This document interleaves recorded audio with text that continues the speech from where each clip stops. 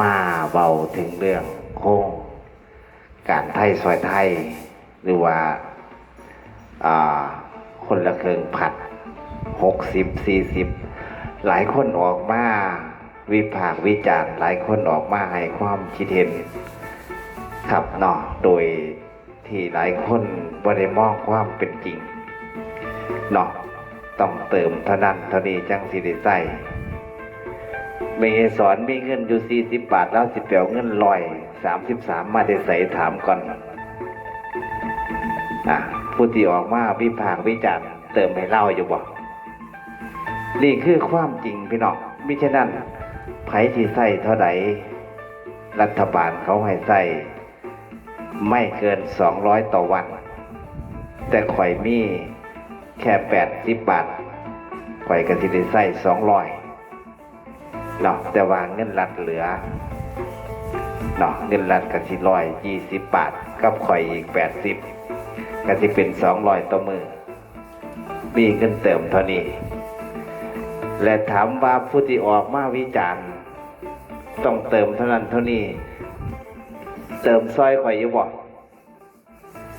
ถามก่อนว่าสิมาเว้าบ้าพี่เนี่ยเติมซอยข่อยอยู่บ่ในเมื่อข่อยมีปัญญาเติมมื้อละ80 บาทเฮ็ดจังไดข่อยจังสิได้เติม133 บาทเจ้าออกซอยข่อยบ่นี่คือความเป็นจริงนี่คือประเด็นที่มันเกิดขึ้นมาในเมื่อไม่ไงสีแล้วบ่มีเงินเติมพอ133 บาทต่อมือนี่ถามมาผู้ออกมาวิจารณ์ต้องเติมจังสั่นจังซี่เติมใส่เหล้าอยู่บ่เงียบกิ๊บมิดติ่งแล้วสิเว้าให้หยังบาดก็เข้าใจว่าต้องเติมเท่านี้จังสิได้ใส่200แต่มันบ่มีต้องมองเห็นความเป็นจริงของ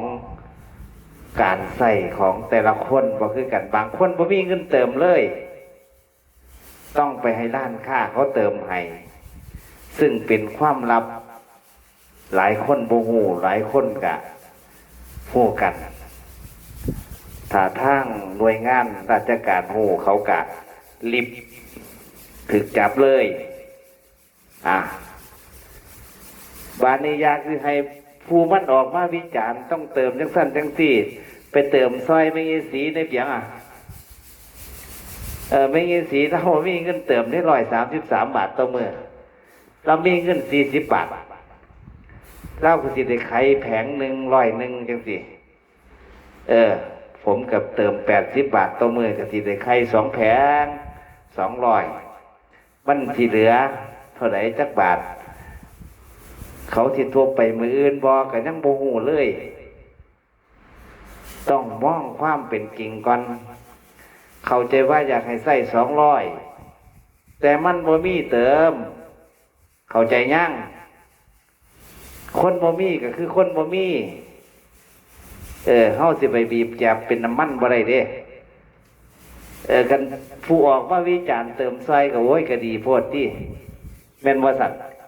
นี่มันบ่เติมที่ล่ะมีแต่ว่าเว้าซื่อๆมันก็บ่ได้ใส่ดอกก็อยากใส่อยู่200มันบ่มีเงินเติมมันมี40 บาทต่อมื้อหรือว่า80 บาทต่อมื้อจังซี่ฮู้จักโพดไผสิบ่ฮู้ฮู้จักเบิดแต่มันบ่มีเงินเติมมันเสี่ยวใสไปใส่มิฉะนั้นแล้วก็ต้องเติมตามที่เจ้าของมี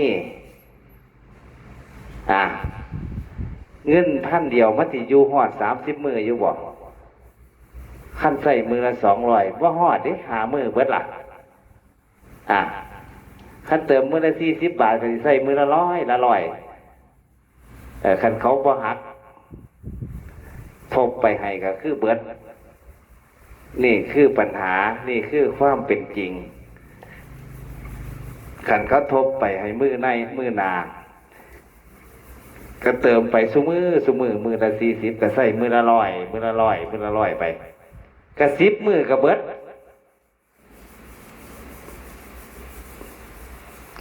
เติมมื้อละ40 บาท10 มื้อเงินพันเบิดเลยหรือจังไดหรือเงิน1,000มันอยู่ฮอด30 มื้ออยู่บ่คันเจ้าใส่มื้อละ205มื้อเบิดคันเขาบ่หักผมต้องมองความเป็นจริงอย่าวิชาการหลายวิชาการบ่ได้ซอยคนบ่มีเด้ครับคนบ่มีเงินเติมก็คือบ่มีเงินเติมเขาสิหักสิขาดสิเกินนี่ยังฮู้เบิดซึ่งคนสิได้มีแต่คนเก่าเป็นหยังมันสิบ่ฮู้ว่าเติมเท่าไหร่จังสิได้ใช้ก็มันบ่มีเติมสิเฮ็ดจังไดบัดผู้วิจารณ์ทั้งหลายแหล่เติมซอยอยู่บ่หรือจังไดเงียบกิ๊บมิดอิงติ้งมองปัญหามองความเป็นจริงอย่าสิไปเอาแต่วิชาการต้องใส่จังซั่นจังซี่ต้องเติม666 บาทต้องเติม133 บาทก็บอกให้ฟังอยู่นี่ว่ามันเติมได้มื้อละ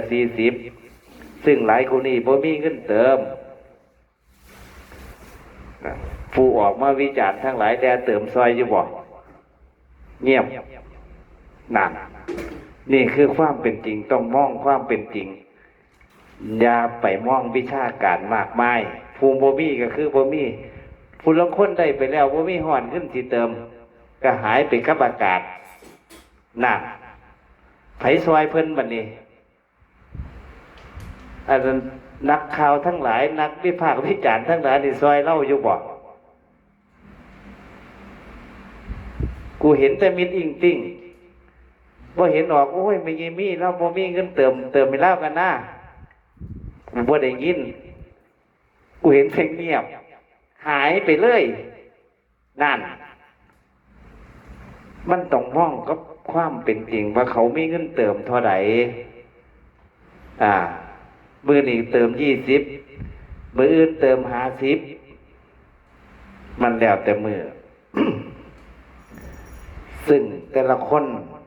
มันมีกำลังที่เติมบ่เท่ากัน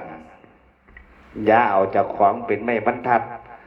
เที่ยวไปวัดผู้นั้นผู้นี้ต้องเติมเท่านี้จังสิได้ใช้เท่านั้นต้องมองกับความเป็นจริงว่าผู้บ่มีก็คือผู้บ่มีต่างจังหวัดไม่มีสีไม่มีเท่าใดแล้วเสียเงินใส่ไปเติมบัดนี้แต่ละมือไปเลี้ยงแต่งัวไปถอนแต่หญ้ามันพวกสูก็คิดได้แม้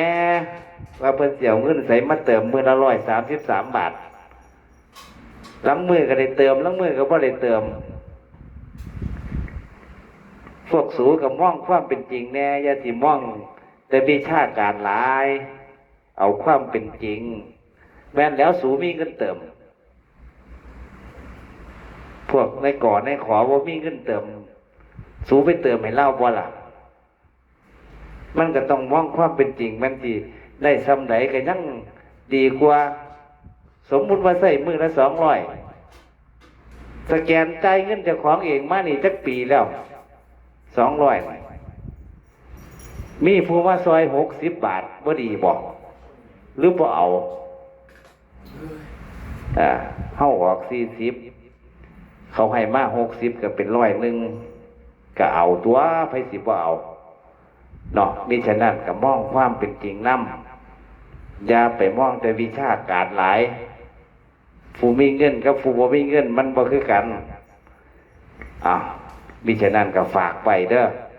หลายคนผมเห็นซุมื้อยามมื้อเช้าต้องเติมจังซั่นต้องเติมจังซี่มันบ่มีเงินเติมมันเสี่ยวหยังไปเติมแต่ละมื้อออกไปเสียได้หญ้ามันมองต่างจังหวัดบ่ได้มองคนกรุงเทพฝากไว้คุยหลายๆก็ไปเติมซอยเขาแน่อย่าสิเว้าน้ำลายซื่อๆ